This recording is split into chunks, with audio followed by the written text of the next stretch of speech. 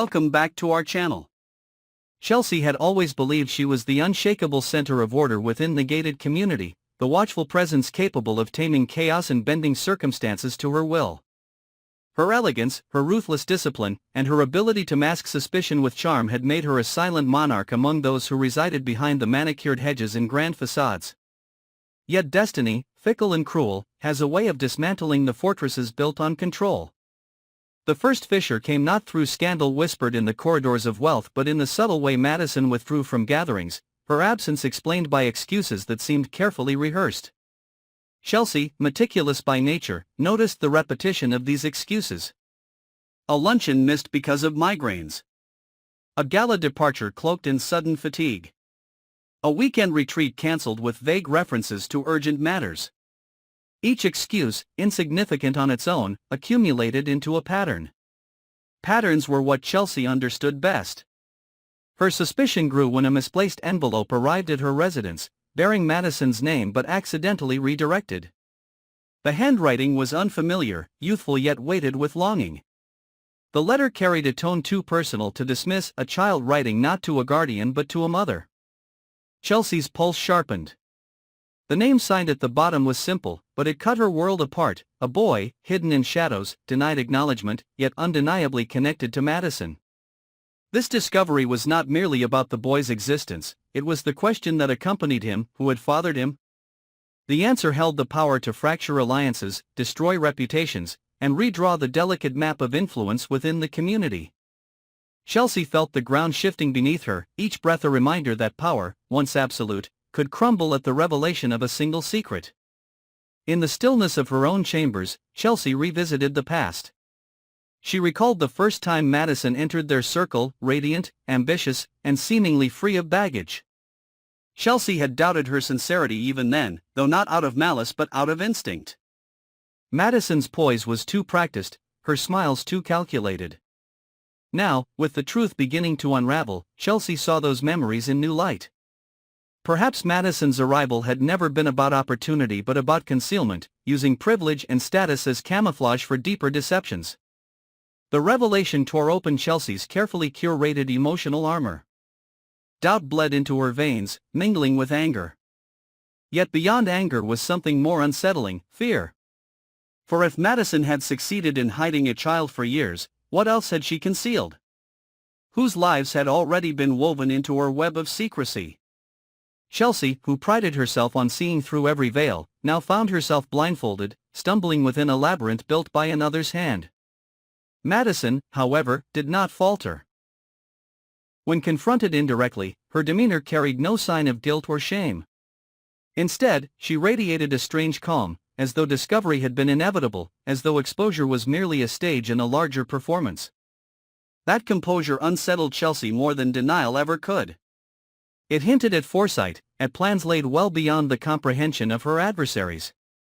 Madison was not caught off guard, she was prepared. The boy, though absent in the gilded community halls, became an unseen force reshaping destinies. Chelsea learned fragments through whispers and fragments of documentation she discreetly acquired.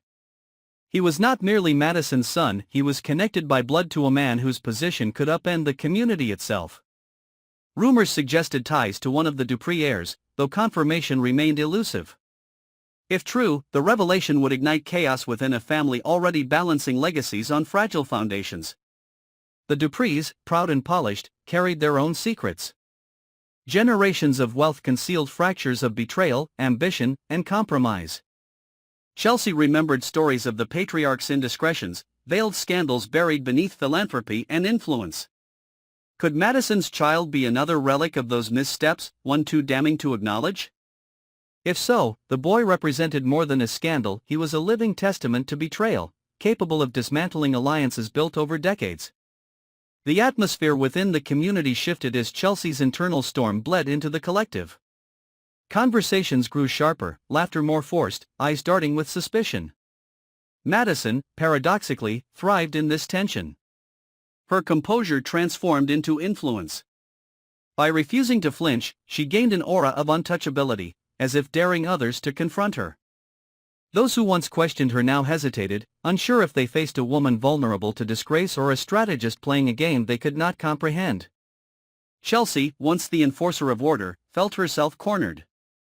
The power she had wielded through alliances and perception now seemed fragile. The knowledge she possessed about Madison's son was both a weapon and a curse. To reveal it could destroy Madison, but it could also ignite a wildfire that might consume Chelsea herself. Silence was equally dangerous, for it meant living under Madison's shadow, allowing her to control the narrative. Memories haunted Chelsea during sleepless nights. She thought of her own sacrifices, the choices she had made to ensure her position, the people she had buried under her ambition. The past was no longer a fortress but a mirror reflecting her own capacity for deception. Was she any different from Madison? Perhaps that was the true source of her fury, not merely that Madison had deceived her, but that Madison mirrored the very traits Chelsea despised within herself. As the days unfolded, tensions spiraled toward inevitable confrontation. Madison's strategies became bolder.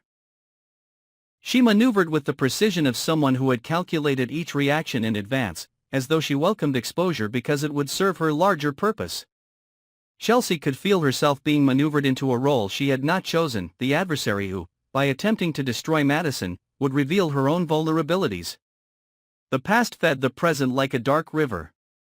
Chelsea remembered her early alliance with Madison, the way they had once worked in tandem to control narratives within the community. Madison had been a protégé, a partner in manipulation. Yet beneath that partnership had always lingered rivalry, a subtle war of dominance. Now, with the secret child revealed, that rivalry exploded into open conflict, no longer about influence alone but about survival. Speculation about the boy's father spread quietly but relentlessly.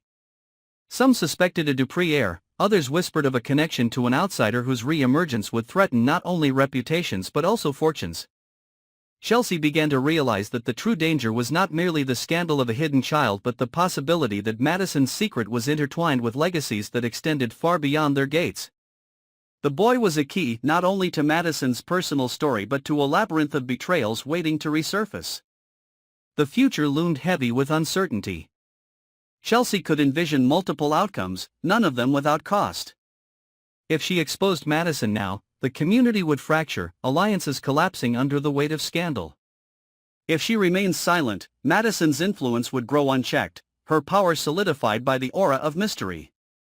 Chelsea, for the first time, was forced to consider surrender not of her values, for those had always been negotiable, but of her dominance. Yet surrender was not in her nature. She began to devise strategies, drawing upon the very skills that had elevated her.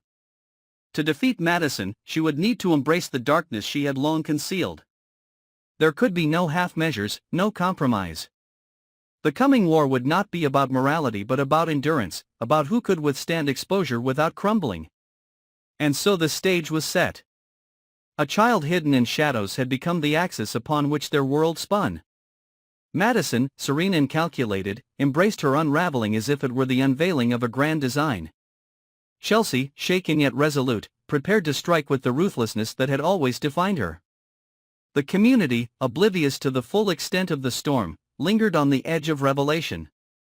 The past had shaped them, the present had cornered them, and the future promised only devastation. For beyond the gates, behind the facades of wealth and grace, survival was not about who deserved power but about who could wield secrets without being destroyed by them.